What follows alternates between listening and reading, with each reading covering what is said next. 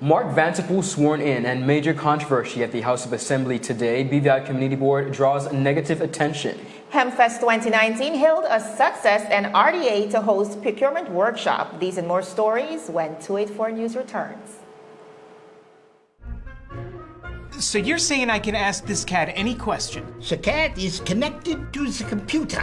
You just type in the question, it will read his mind. There the answer comes.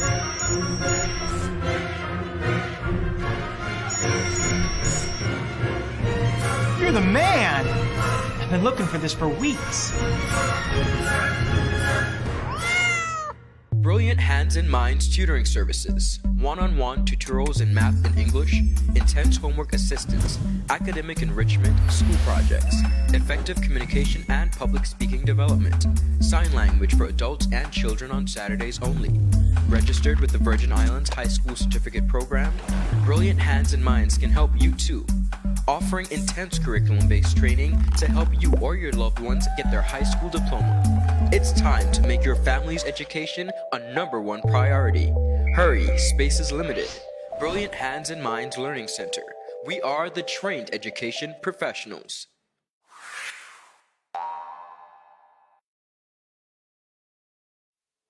Welcome everybody. It's Tuesday, July 16th, 2019. I'm Ron Grant. And I'm Javon Wilson. Well, sorry for the late start. First of all, we had a little incident at our building today. The fire alarm went off, so we all had to evacuate the building. And our brothers over at the BVI Roton Fire Station that are actually our neighbors, we thank you for coming. Literally across the road. Thank you for coming like 10 minutes after. We're safe, we're sound, and we're ready to top the headlines. But we could have easily been the news, but topping our newscast today. In the presence of family, friends, colleagues, and residents of the 4th District, the Honorable Mark Vanterpool was this morning finally sworn in as the duly elected member of the 4th District. The saga that has been known as the Willock versus Vanterpool saga for about 4 months now, with a lot of back and forth, and still with unidentified number of legal fees. Vanterpool now joins his colleagues on Her Majesty's Royal Opposition, where he's expected to be very vocal as it pertains to the affairs of the territory. Now, here are a few facts, ladies and gentlemen. Vanterpool was first elected in 1999, then served on the opposition in the VIP in 2003. He then returned to the NDP but lost his bid for re-election in 2007, then returned as the representative of the 4th District in 2011 and appointed Minister of Communications and Works and re-elected again in 2015. Take a look as he is being sworn in this morning. Do swear that I will be faithful and bear true allegiance to Her Majesty Queen Elizabeth II, her heirs and successors, according to law. So help me God. Today is a long list of things to be carried out, and I think the people of the 4th District, in the spirit of democracy, should hear from the member who has just been sworn in, and I wish you would be kind enough as a speaker, though it's your privilege and your authority that should be kind enough to allow me, as a member of the 4th District, to say a few words to my constituents, many who are here, and others who are listening. I'll be grateful for your indulgence. Member for the 4th District, my position stands. You will speak on the other business as happened on March 12th, and the other members were sworn in. You see, is other business going to be today, or do I have to wait for days after several considerations are made in the House? And I think the privilege should be afforded to a member who has just been sworn in to speak to his constituents on a day like today, Mr. Speaker. I just think it's not fair, Mr. Speaker. Member for the 4th District. And I wish I would get help from others to We encourage. are not going to prolong this back and forth. It's the chair, the speaker, Mr. Mayor, speaking, and members in the gallery making disturbance will have to leave. Members in the gallery making any disturbance will have to leave. Sergeant at arms, please escort where that person was, disrupting the session, out. And the real spirit of democracy doesn't hurt for a member. Order. And of course, Jovan, that was just the beginning. Just to put stuff into perspective for a little bit, after what we just saw, the Honorable Mark Vanterpool being sworn in, he then asked the Speaker of the House of Assembly, the Honorable Julian Willock, to make some comments and address his constituents. And they had some back and forth, and final analysis, he was denied. Persons in the gallery, some of Mark Vanterpool's supporters, began making noise and clapping and had to be escorted out. After that, the Speaker, who struggled to keep the House under control, had to call a recess. And let me tell you, it was almost like something out of the history books. Unbelievable. I think as politics continue to unroll in the Virgin Islands, I'm wowed. Right. What we saw today at the House of Assembly in Road Town was nothing short of historic for a couple of reasons. I think with as much as has taken place so far as it pertains to the Honorable Mark Vanterpool and his, taking back his resignation and all that stuff, as hurt and as disappointed as the people of the 4th District have been feeling, I think today he solidified his position as their representative. He held back nothing, and he really called into account a lot of things. We've all been wondering, but some persons didn't want to say. And I thought it was historic, to say the least. It was shocking to the general public, but it really went into perspective as to his passion, I think, in wanting to represent the people. Some people might think it was distasteful in the way he went about it, but he was adamant in getting his message across. Well, Ron, the word accountability has been thrown around so easily these last couple of months, especially pre and post elections. And I think above everything else, people are holding the government and the members of the House of Assembly accountable for their actions. Yes, he may have faced similar allegations, but he's here to represent the people, the constituents. My question today is, do you think that he was in his right to step out while the House of Assembly was in process to air his views? Well, it was technically it was on recess. What happened was, because, again, the Speaker was unable to keep the House under control, he called a recess. The Honorable Member for the 4th District then signaled to the media and all his supporters, since he's not allowing me to speak, I'm going to go outside. If you want to hear what I have to say, come follow me. That's when just about the entire gallery and all media houses stepped outside, and that's when the Honorable Member for the 4th District unleashed the feelings of his heart. I totally agree, and I believe, Ron, some of our members of the House of Assembly, for some reason, we have the kids there. The kids are sitting in front of the schools, and for some reason, we can't seem to conduct ourselves in a ruly manner, and it's almost disgusting as the leaders of the territory, and people are looking on. Now, a couple of things, loaded statements came out of his speech, which was almost an hour long. Definitely. He made reference to the Premier's security, whether the security is being provided for the Premier himself, or is it being provided for the office. The Premier's office. Does the Deputy Premier, in the absence of the Premier, get the same privileges? Does this privilege roll on beyond the tenureship of this government? So valid concerns. He also spoke to the Speaker himself and him denying the speakership, denying ownership of Vino, and that's something, of course, we've been back and forth on that one for sure for a number of months. So a number of heavy statements coming out of his speech this morning, and I think Honorable Mark Vanterpool is back, definitely, with a vengeance. There is no doubt about it. He is back. And we're going to jump to a clip right now and show you guys a little bit of his introduction to his speech today. And I'm going to be honest in my mind. I'm going to go with a clear conscience after these 4 years. So I was going to ask the Speaker, I will let him know I will be seeking to find out. In this session, I will be seeking to find out from this honorable House right here whether the need for security has anything to do with a major criminal investigation in 2003 into allegations of money laundering against the government, the ex-government minister, and the present Premier Andrew Foy. That's right! Is this case closed? The people need to know. Yes, right. It is not fair and right. The people need to know about that investigation. I wanted to ask the Speaker today, I wanted to tell the Speaker today that I am personally aware of a local police investigation into alleged financial improprieties of our now Premier and Minister of Finance. Why are we sitting and quietly doing nothing and saying nothing? How I wanted the Speaker to know today And I want to ask a question, and I will ask the question announced. Yes. How I am aware of this financial impropriety? Well, let me tell you.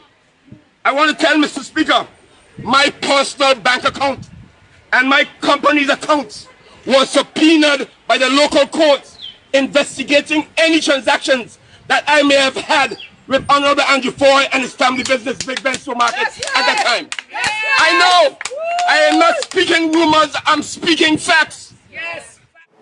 Ron, in addition to that, he also made reference to the money laundering allegation against our Honorable Premier a couple of years ago, I think 2003. So big statements coming out. One that shocked me was his mention of the election numbers being rigged. That was a bombshell. He claims as well. that the numbers that were counted at the House of Assembly on the night of the elections were not the numbers that were announced, of course, at the multipurpose sports complex on the night of February 25th. 2019, huge statement. Well, let me tell you this, Jovan. In the name of opposition and the way, of course, our democracy works, I think it is great to see the Honorable Mark Vanterpool in the seat and in the position of a member of the opposition, because, again, accountability needs to be had. And I think if we're honest, since the new government has taken ownership of the Virgin Islands, the opposition they've been pretty timid. If we're going to be honest, they've said very little. So we look forward to seeing some wholesome arguments in opposition as it relates to the government's business and the people of this territory. And not because we're looking forward to confusion, but again, they have to be held accountable. And someone needs to hold them accountable. Right. Indeed. Still ahead, we have some civil servant increments, free college tuition for the BVIlanders belongers, whether their criteria for meeting those requirements are accurate.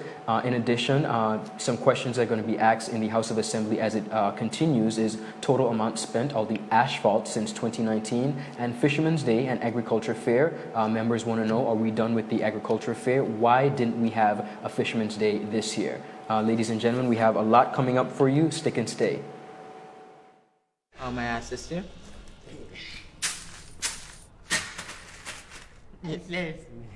You want top of boa? You want top of boa?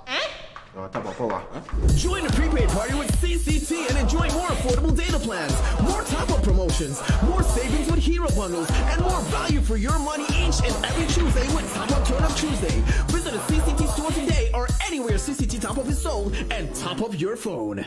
5, 10, 15, 20, 25, 30. You want top of boa? Get online today with CCT Go Fast LTE. Simply select from any one of our Go Fast LTE plan options. Each plan offers unlimited wireless residential internet and are priced to suit your budget and required data speed. Stop by any one of our locations and speak with one of our representatives and get online with Go Fast LTE, the BVI's preferred choice for reliability, speed, and affordability. CCT Life Unlimited.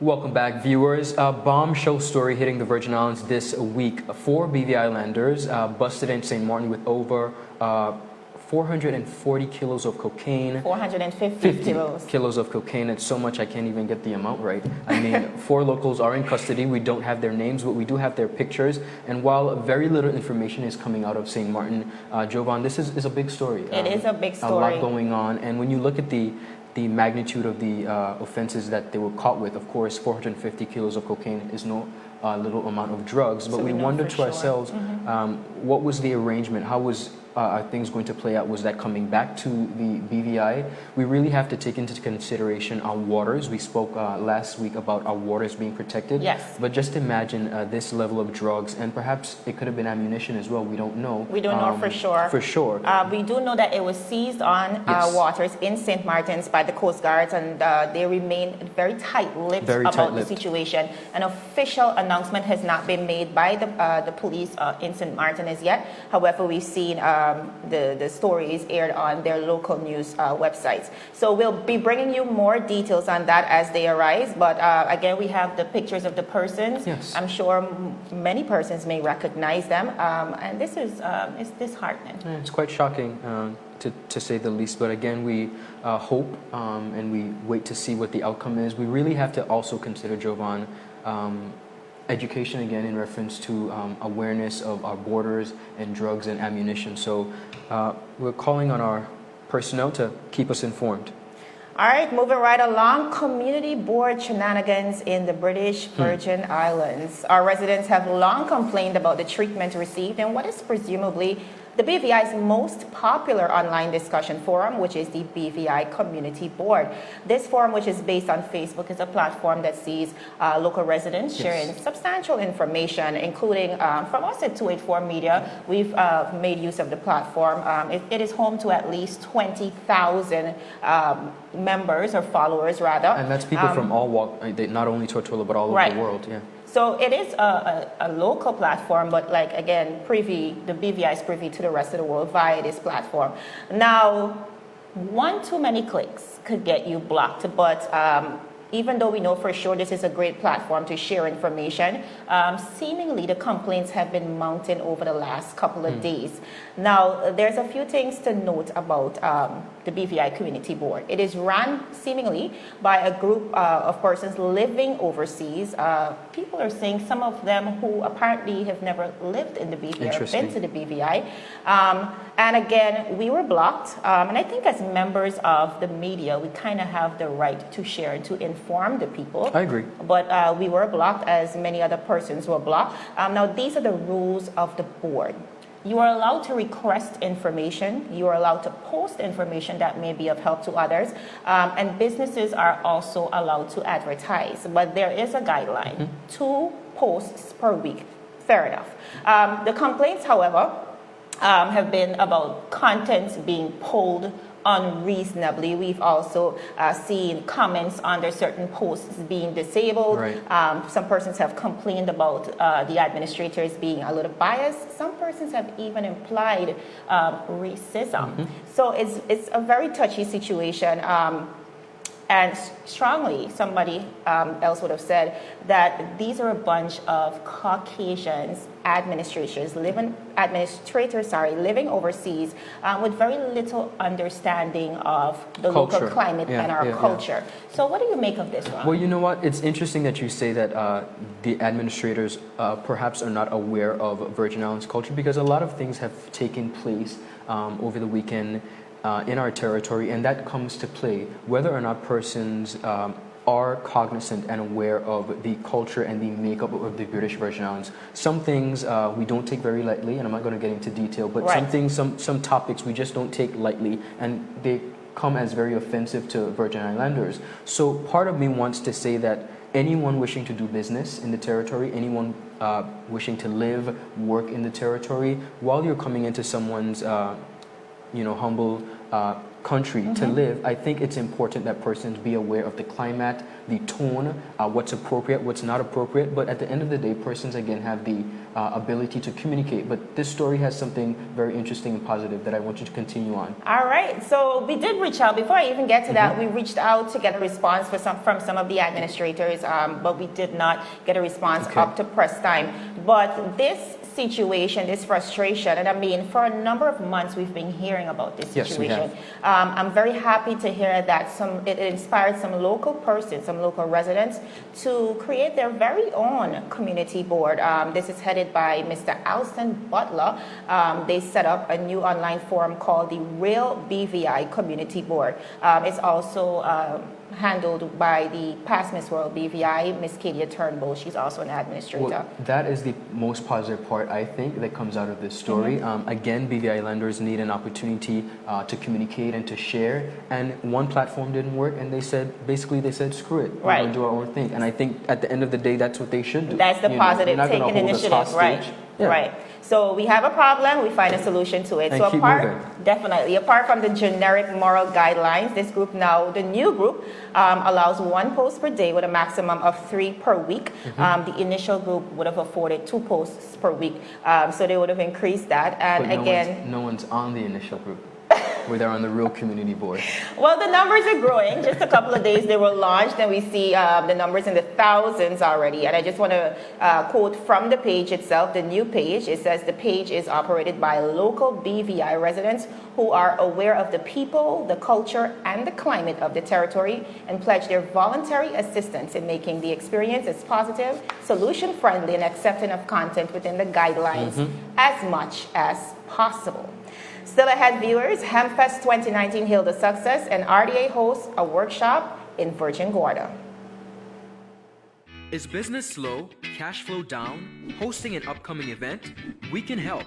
Advertise with 284 Media and take your business or event to the next level by enhancing your present marketing and messaging strategies. Allow our team of experts to create a personalized ad that sets your business apart from all the rest. This could be your business or event. So, what are you waiting for? Contact our marketing team at 284media at cctbvi.com. Advertising with us works. When you need to stay connected with friends and families at home or abroad, the best choice for you is Freedom. CCT Freedom. With the lowest rates in the market, our Freedom plan gives you unlimited calls and texting. Plus, our Freedom One package includes 10 gigabits of super fast, unlimited LTE data and unlimited calls to the BVI, USA, USVI, Canada, Puerto Rico, and UK lines. Why pay for overages when you can enjoy CCT Freedom? Stop by at one of our stores today and speak with one of our representatives to find out more about our CCT Freedom packages. Welcome back, viewers. You're watching 284 News. The Recovery and Development Agency is hosting yet another workshop to encourage local inclusion. The workshop will explain the detail of the procurement process, including how to write good technical and financial proposals and the scoring systems used to select the winner based on who offers the best value for money bid. We caught up with the Director of Procurement, Mr. John Primo, who had this to say. The Virgin Islands Recovery and Development Agency, RDA, is hosting a procurement workshop on Thursday, the 25th of July 2019 at the Village Cafe in Virgin Gorda. We are inviting local contractors, suppliers, consultants to participate in this workshop so that they could improve their capacity in responding to tender opportunities that are offered by the RDA. What we intend to do in this workshop, we intend to look at how the tender documents, the RDA tender documents are completed. We would want to look at the evaluation process and how we evaluate our tenders.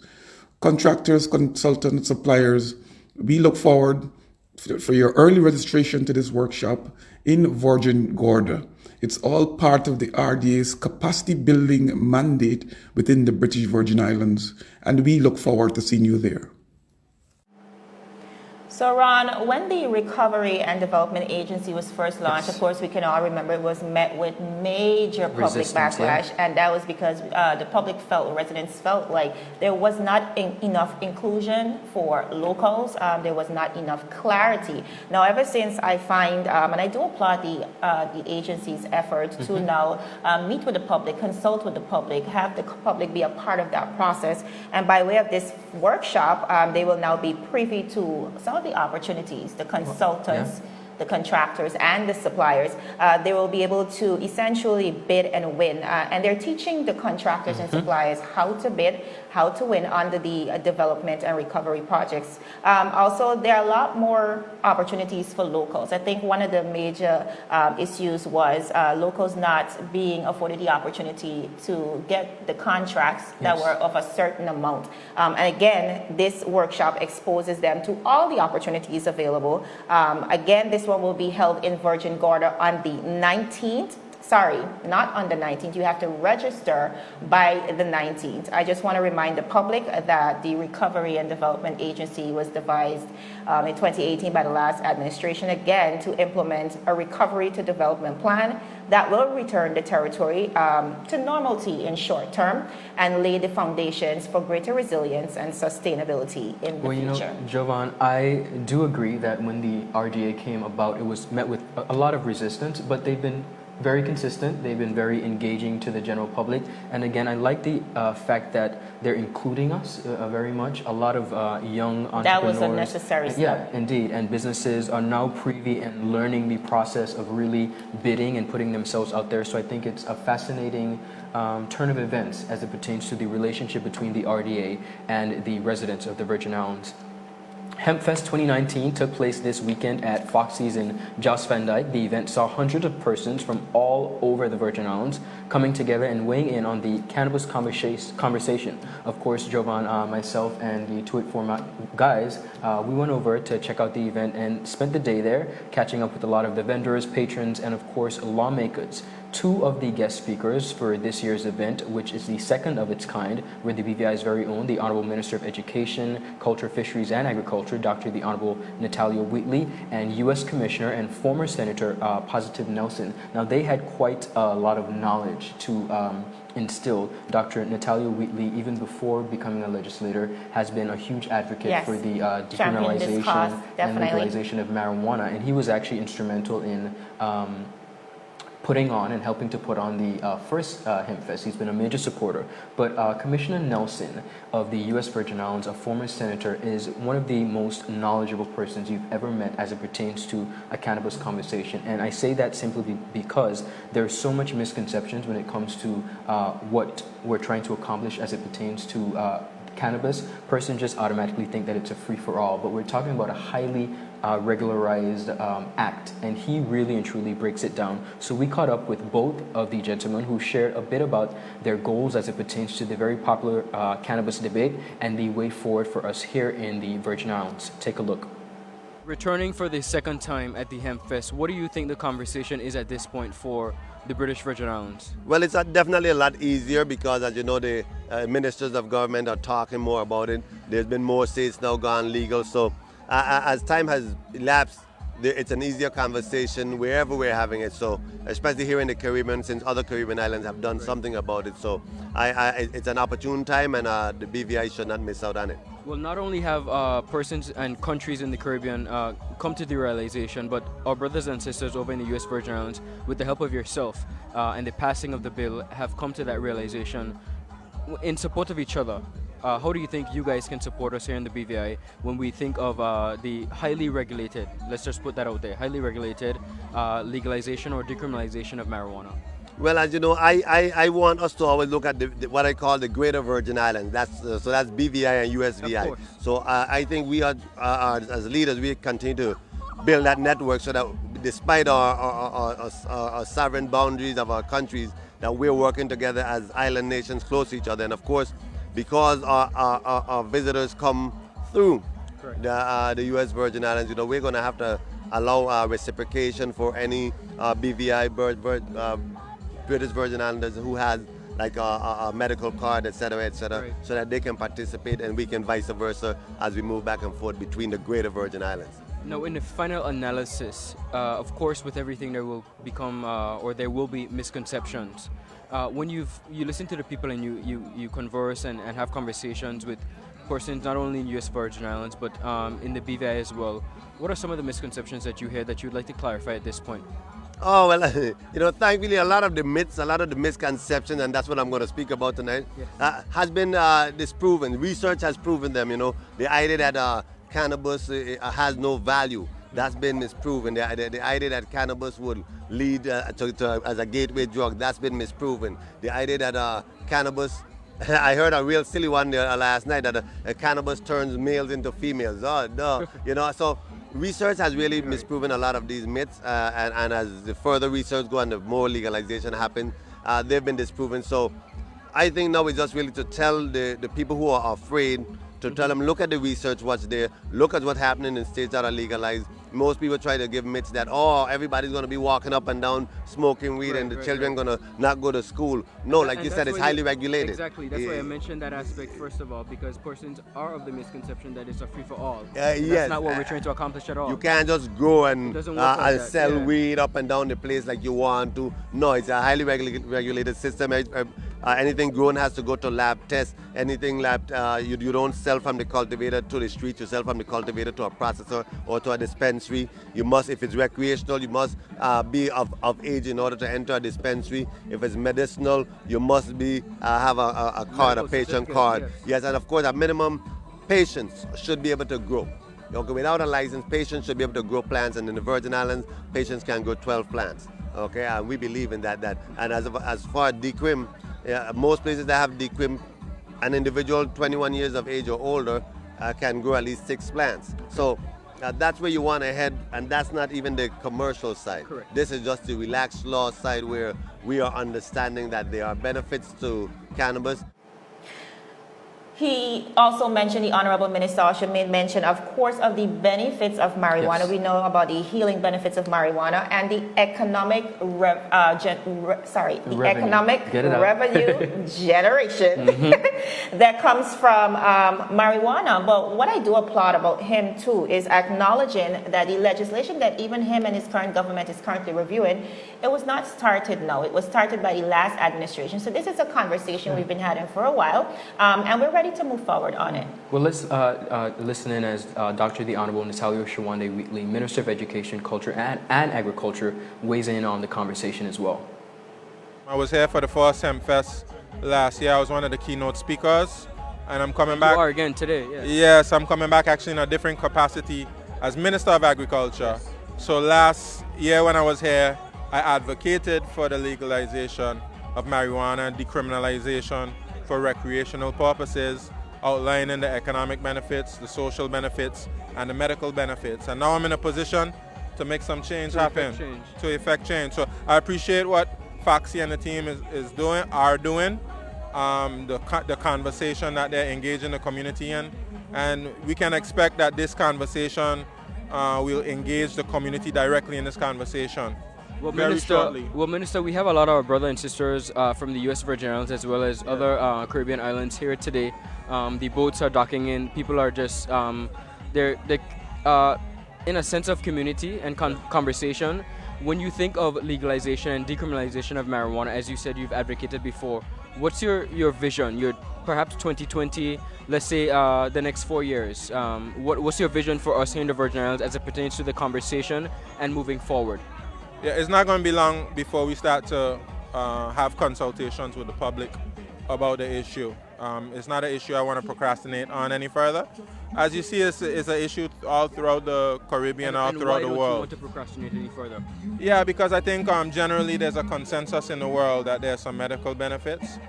A consensus around the world that imprisoning persons for marijuana is not something that you want to do, especially persons drink alcohol and they're not imprisoned just for consuming alcohol. Right. And persons, I think it's consensus as well that marijuana is not as harmful as alcohol. So, and you have the economic benefits as well. We have to diversify our economy. We have challenges with revenue right now. Correct. And marijuana is very lucrative business right now. So I don't think we can afford to ignore it any longer. USVI has legalized. You have Antigua, you have St. Vincent, you have Jamaica, St. Kitts, Barbados I think is getting ready to do. So I think the longer we leave it, we'll just, be at the end. All in all, Jovan, it was a wonderful day over in Jos Van Dyke. A lot of good food, fellowship, and great music. The Luciano concert that topped the evening on was absolutely superb. And a great conversation, too. The conversation that we should be having. Viewers, that's it for today's News Roundup. Be sure to like us on Facebook at 284 Media and 284 BVI on Instagram as well as Twitter. I'm Javon Wilson. And I'm Ron Grant. Be sure to like us every Tuesday, join us rather, every Tuesday and Friday at 3 p.m. Whether it's raining, whether the building is flooding, whether the fire alarm goes off, we're going to be here live and direct every Tuesday and Friday at 3 p.m. as we deliver honest and impartial news right here on 284 News. Happy Tuesday, everybody. It's been a long day. Enjoy the rest of your day. Bye. Take care. Is business slow? Cash flow down? Hosting an upcoming event? We can help. Advertise with 284 Media and take your business or event to the next level by enhancing your present marketing and messaging strategies. Allow our team of experts to create a personalized ad that sets your business apart from all the rest. This could be your business or event. So, what are you waiting for? Contact our marketing team at 284media at cctbvi.com. Advertising with us works. When you need to stay connected with friends and families at home or abroad, the best choice for you is Freedom. CCT Freedom. With the lowest rates in the market, our Freedom plan gives you unlimited calls and texting. Plus, our Freedom One package includes 10 gigabits of super fast, unlimited LTE data and unlimited calls to the BVI, USA, Puerto Rico and UK lines. Why pay for overages when you can enjoy CCT freedom? Stop by at one of our stores today and speak with one of our representatives to find out more about our CCT freedom packages.